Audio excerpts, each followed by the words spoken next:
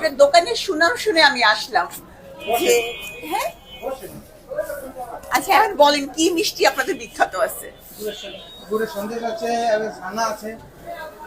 গুড়ের সন্দেশ কোনটা? গুড়ের সন্দেশ ওই দুই সাইডে। আচ্ছা ওইটা।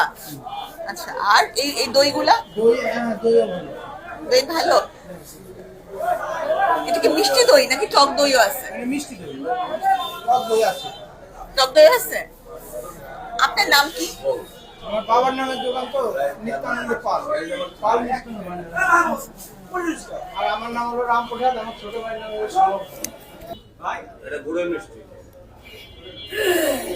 জিন নাকি আসে এখানে মিষ্টি খেতে, এটা সত্য? এটা শুনে আমি আসছি। মানে প্রত্যেক মিষ্টি খেতে জিন থাকে? পাগড়ি দেখবেন, এর চুলাতে দাড়ি দেখবেন, ওরা মিষ্টি খুব লাইক করে। তাই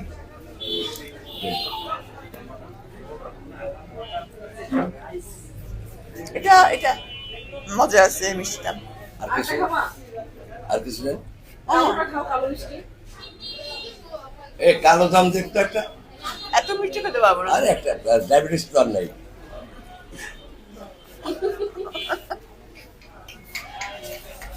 এটাও খুব ভালো মিষ্টি, খান। তার ঢাকা শহরে পাবেন না। বেশি খুশি হলাম যে হাত দেখা